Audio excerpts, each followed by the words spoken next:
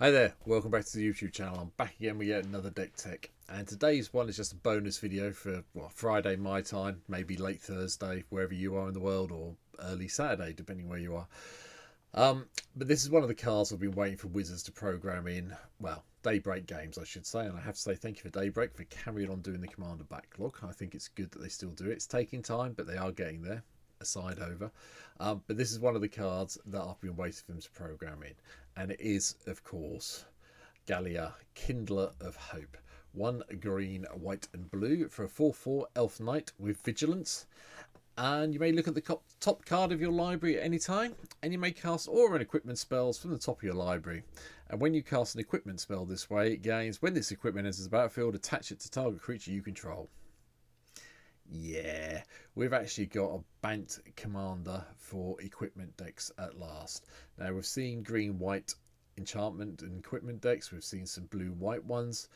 As far as I'm aware, this card that originally appeared in the original Dungeons and Dragons set as one of the commanders, it's taken a long time to get here. And I have to be honest, this was the only one of the commander decks from that Dungeons and Dragons set that I actually bought. And the deck I'm presenting today is one I've had sitting around in paper for a while that I've upgraded on the MTGO. I have upgraded in real life. There's a few cards that are different, mainly because of the cost of them in real life. But here on MTGO, I get to do it. So, what does it look like? Well, here we go. As usual, just run through the mana base. White, blue and green lands everywhere that you can imagine, including Fabled Passage. We're only playing 3 of each basic. 3 forests, 3 islands, and 2 plains. Probably should be playing more plains basics, but hey, we've got a lot of dual lands that double up on that as well. All the other things you expect, including Temple of the False God and wherever the tower is, whatever I'm looking for. You know the one, Reliquary Tower, I thought I had in here somewhere. There we go, they're here. But the rest of it is just blue, green, and white lands all the way through. The rest of the ramp, Tantalite Talisman is fairly common now for my decks. Sol Ring. And then we've got Arcane Signet. And one of each, Talisman of Curiosity, Progress, and Unity. Just to make sure we've got the colours covered that we need. Yeah, we take a little bit of damage then, but I'm not too worried about it with this deck. The rest of the deck is then a selection of enchantments that I find useful and equipment that I find useful. I have to say, there are some variations. I know I said this is a deck I've got built on paper, and that's true, it is. There are some variations now in this deck because of Lord of the Rings, and I haven't picked up that much of the Lord of the Rings product outside of MTGO, but there are a few things I will be looking for to add to this deck. So, with that in mind, and bearing everything else I've talked about, here we go. Obviously, we need Sigarda's aid. We're playing enchantments, we're playing auras, we're playing equipment, we want to make him flash in where we can. Curiosity, Audacity, Curiosity, sorry, Keen Sense, and Sixth Sense. There we go. We want to draw cards, and these are the 3 key auras that let us do that. Keen Sense is, where is it? Sorry, Audacity gives us trample and a card draw when it goes to the graveyard. So, yeah, I can cope with that. That's a fair plan. The first few bits for equipment, Basilisk Collar for some life gaining, hence why I don't really mind about these. Battleforged Axe, because the more axes we have, the happier we are. And it's silly, and it's good, and yeah, I'm really pleased I picked one up when they were still reasonably cheap on MTGO. I've decided to put Bonus Splitter in as well, just for the old school laugh factor. This is the Commander Legends version, no, Commander Legends, yeah, version, obviously Mirrodin original. And Skull Clamp. We might also put this on some of our own creatures so we get some little bit of benefit when they die maybe as well. 2 drops, enchantment side, All That Glitters. Ancestral Blade is an interesting one. This comes in and gives us a creature that's attached to, so that's quite cool. So you don't need to do it unless you really want to get one of your creatures really big for an alpha strike. You can just ignore the second ability on Galea if you cast off the top, so bear that in mind. We have the runes in here. Rune of Sustenance, Rune of Flight, and Rune of Might. They're all here. They will be 50% of the time on a creature, 50% of the time on a piece of equipment. Maybe 60-40 in favour of the equipment. I haven't quite decided yet. I tend to play it 50-50 in my real life deck. On here, don't know. Have to see how it goes with the upgrades I've made because of the card pool I have here. But we will see. I think they're quite nice anyway. You know, lifelink or flying or +1/+1 and trample. I'm quite happy with all of them. The Great Sword, Seraphic Great Sword, makes an appearance. When the equipped attacks the player with the most life, get 4/4 Angel. Yep, that's attacking that player. That's fine. Cope with that. Saram was obviously, we've got white in this deck. We're going to have Saram here to draw the cards. We cast the enchantment or as an equipment. Pure Steel Paladin. Might as well make all the equipment cost 0. There's no other reason not to have it. Ether Tunnel is a nice little enchantment that I'd forgotten about, but I remembered for this deck. Well, when I built this deck in real life, I remembered about it then. +1/+0 and can't be blocked. Yeah, okay then. That's a nice way of Alpha Striking. And obviously Cyclonic Rift clears the way out. I haven't put any Wrath effects in this deck. That could be a mistake. I'm not playing them in real life. I am relying on just building up a big person and keeping them protected through a few bits of equipment to win the game. But I've got Cyclonic Rift in my real life deck, so I've put it in here for the same reason. Staggering Insight, +1/+1 lifelink, deals damage, draw a card. Thank you very much. Nice enchantment. And then Ivy. People forget about Ivy. This blue-green is Ivy. Target a lot of the enchantments onto Ivy. You get copies of them. Yeah. Or copy, well, sorry, wrong way around. Target one of your other creatures with an enchantment, and then Ivy gets a copy of them put on it. Yeah, okay then. That sounds good to me. We'll go with that. Black Blade Reforged, +1/+1 for each land you get. Legendary creatures only. Really going to put this on at an equip cost 3, unless we've got pure steel out and we'll make it 0. Captain's Claws give us more creatures to defend with. Hero's Blade is a free equip for each legendary. Lightning Greaves and the boots are here just to protect Galea when we get there. And Star for Titania, +X/+X for X the number of the forest you control. I mean, I know we've only got 3 basics, but some of the other lands we have in the deck do count as forests as well. I'm looking at you like Spara's Headquarters,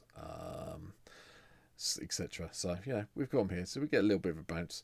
But we might as well have it here to get the additional... Where are we gone? I've lost where I am now. There it is. Might as well have it here to get the additional forest out, because once it equips, when you attack with it, create a 1/1 green forest dryad land creature token. So you're going to get more forest that way. Yeah, bounce itself. That's fine. Sword of the Animus goes and gets his basics. 3 drops. Arden, Intrepid Archaeologist. You might as well move everything around so it's on something that can attack if you want it to. Auramancer brings any of the auras back from our graveyard to our hand that have been taken care of. Danthea keeps the cost down, as you'd expect.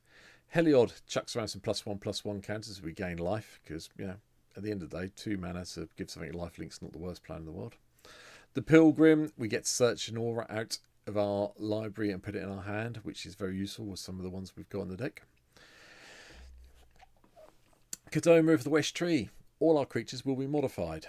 Equipment, auras you control, encounters on modifications, as it states on the card. So, whenever our creatures deal combat damage, we go and get another basic land card. So, we'll get our 8 lands out quite quickly, I think, if we get Kadoma in play.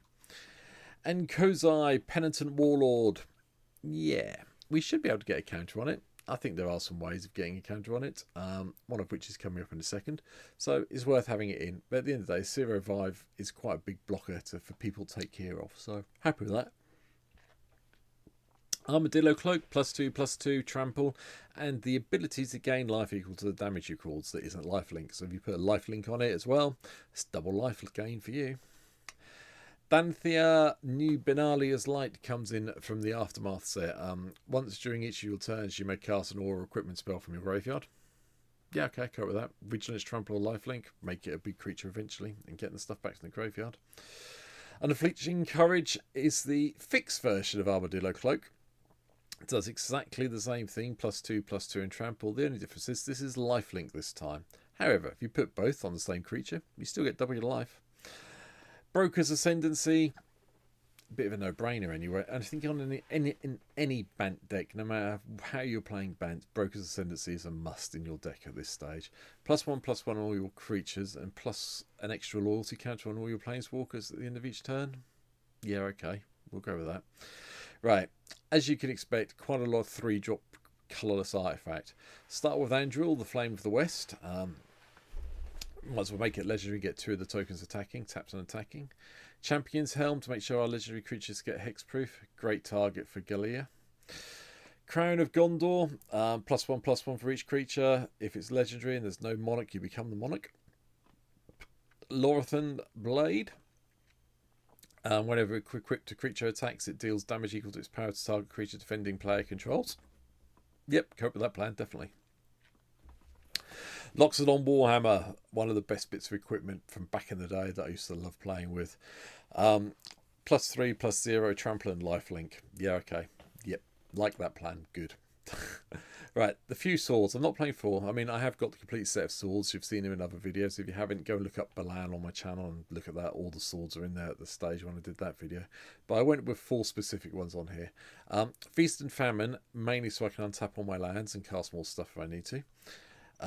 Forge and Frontier, just to exile the cards from the top of my library and play additional lands. Light and Shadow, not so much for the gain 3 life, return a creature card from your graveyard to your hand, but protection from white, protection from black, main removal colours I find at the moment in Commander, where I've been playing a lot recently. Hence why we've gone with that. And Sword of Sinew and Steel. Again, same idea. We have a little bit of black and a lot of red removal kicking around at the moment. Giving them protection is a good plan. And destroying the old Planeswalker and artifacts, not the bad thing in the world. So, there then. 4 drops. Armoured Sky Hunter, just so we can go find an aura or equipment from the top 6 cards and put it into play. One with the Kami, a nice enchantment that came from, I've forgotten now. Where did one with Kami come from? Neon Dynasty, there you go. Whenever enchanted creature or another modified creature you control dies, you get a whole load of colourless spirit tokens equal to its power, so that's cool. Venture Forth is just to go and get randomly get a land when it comes off suspend. Bear Umbra gives us a little bit of totem armor protection and a way to untap all our lands again so we can cast more. And yeah, Helm of the Host. Don't really know what you're going to put Helm of the Host on, but I figured having multiple Cerams maybe, not the worst thing in the world. Last 2, Heavenly Blade Master. Again, this is something that's quite nice. Enters the battlefield, you may attach any number of auras and equipment you control to it, and all our creatures then get +1/+1 for each aura and equipment attached to it. Came out from Commander Masters. If you haven't picked one up yet and you like playing equipment or aura decks, go get one before the price shoots up. And the final card, Bruna, Light of Alabasta. 1/3, 2 double white, double blue, and a single blue. Attacks or blocks, you may attach any number of auras on the battlefield, and you put any number of onto the battlefield to it, any number of auras in your graveyard that could enchant it or hand. People just use this as the commander a lot of the time in a blue-white aura deck. This is one of the cards I was talking about at the beginning. But I figured she had a home here as well because we're in the right colours, so, you know. Yeah, why not? But that's it. As I said, I was really pleased to see this one appear, and I'm glad I've picked it up really early before. The price isn't too bad. It's under a ticket at the moment on MTGO. So I'm really pleased I've picked one up, and I will be playing this on stream as soon as possible. Hopefully, you're going to hit the subscribe button and come back next week when I will be hitting fully Wilds Veil Drain Commanders. I've got the first 3 already lined up in my head. I just need to build the decks, record the video. So they'll be coming out, well, my time. Monday, Tuesday, Wednesday next week. There may be some more, depending on how much time I get to do them all in. But for now, thanks for watching this. Take care, and hit the subscribe button, or come and follow me on Twitch. You can see me play these decks out. Link down below for Twitch, and you know where to subscribe, and the bell icon is here on YouTube. So yeah, go hit them. Thanks for watching. Take care. I'll see you in the next video. Bye.